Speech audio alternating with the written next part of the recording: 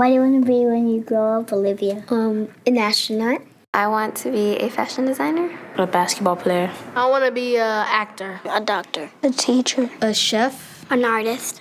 What do you want to be when you grow up? A mermaid. Do you know what a computer programmer is? Yeah, no. No. No. I think it's something that has codes and is able to decode a mystery. I think that they... Wait, what? Computer programmer?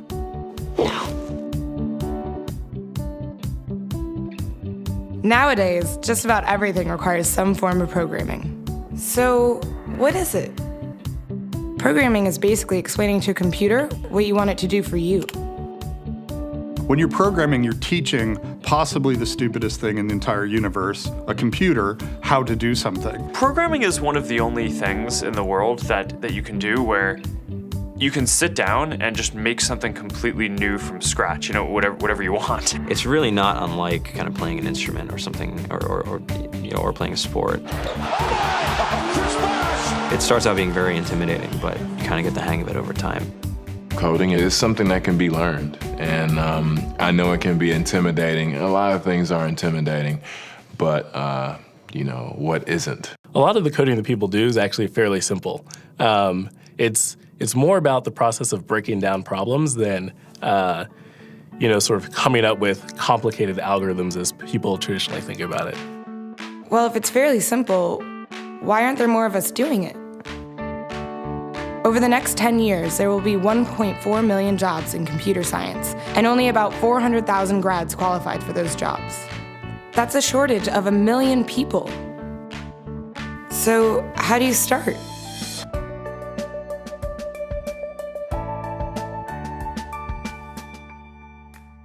I was obsessed with maps when I was a kid, and cities specifically.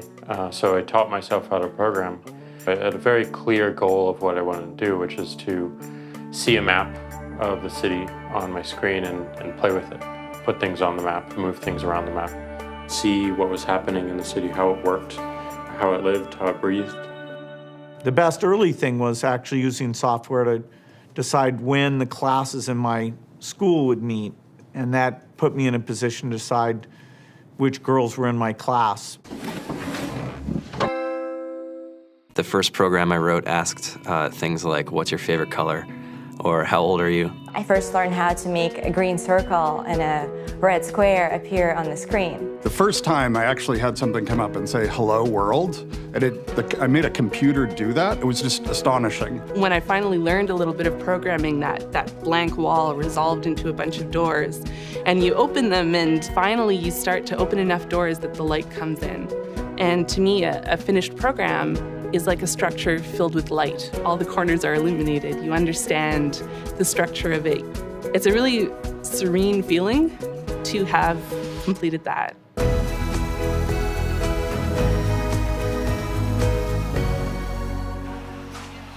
It took me some time to realize that creating things with your hands or creating code, creating programs, is just a different way to express creativity. I think right now there's a big emergence of the culture of making. People who make their own scarves and hats, people who write their own apps. Now it's just limited by your imagination and sort of what kinds of ideas what kind of understanding can you build into the computer so that it can do these things that were previously impossible.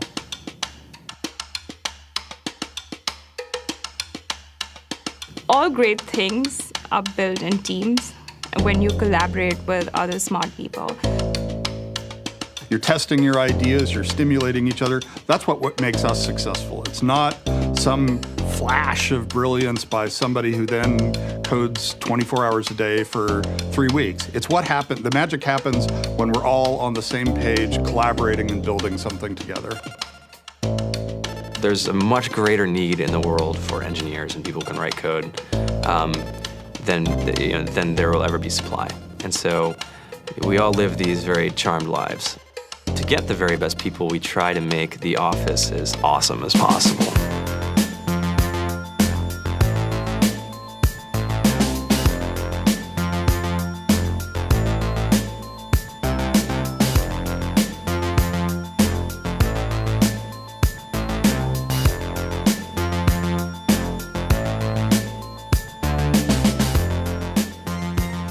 We have a fantastic chef, Free food, breakfast, lunch, and dinner. free laundry, snacks, even places to play and video games and scooters. There's all these kind of interesting things around the office and places where people can play or relax or go to think or play music or be creative.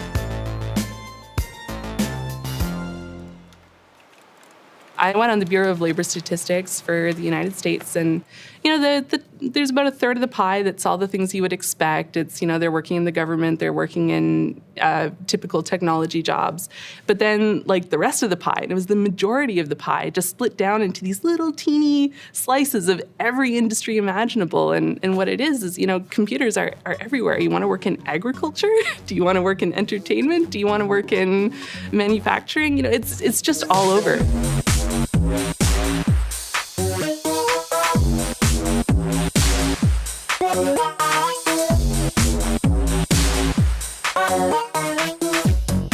Here we are, 2013. We all depend on technology to communicate, to bank, information, and none of us know how to read and write code.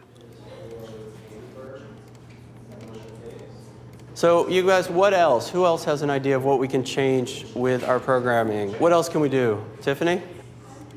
What I saw my students take away from using Scratch and programming in our classroom is that they were willing to push through problems. It really builds critical thinking, it builds problem solving, and it's something that they can then apply to math in the classroom or their reading skills.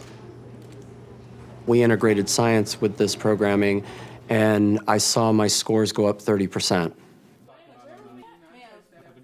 When I was in school, I was in this after-school group called the Whiz Kids. And when people found out, they laughed at me and, all these things. And I'm like, man, I don't care. I think it's cool. And, I'm learning a lot. And some of my friends have jobs. It's important for these kids. It should be mandatory to be a citizen on this planet, to read and write code.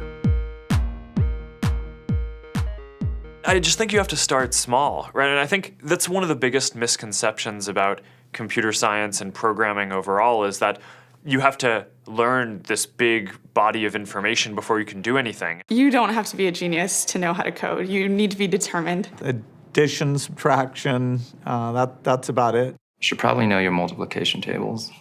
You don't have to be a genius to code. Do you have to be a genius to read? Do you have to be a genius to do math? No? No? I think if someone had told me that software is really about humanity, that it's really about helping people by using computer technology, it would have changed my outlook a lot earlier. Whether you're trying to make a lot of money or whether you just want to change the world, computer programming is an incredibly empowering skill to learn. To be able to actually come up with an idea and then see it in your hands and then be able to press a button and have it be in millions of people's hands. I think we're the first generation in the world that's really ever had that kind of experience. The programmers of tomorrow are the wizards of the future. You're going to look like you have magic powers compared to everybody else. I think it's amazing. I think it's the closest thing we have to a superpower. Great coders are today's rock stars. That's it.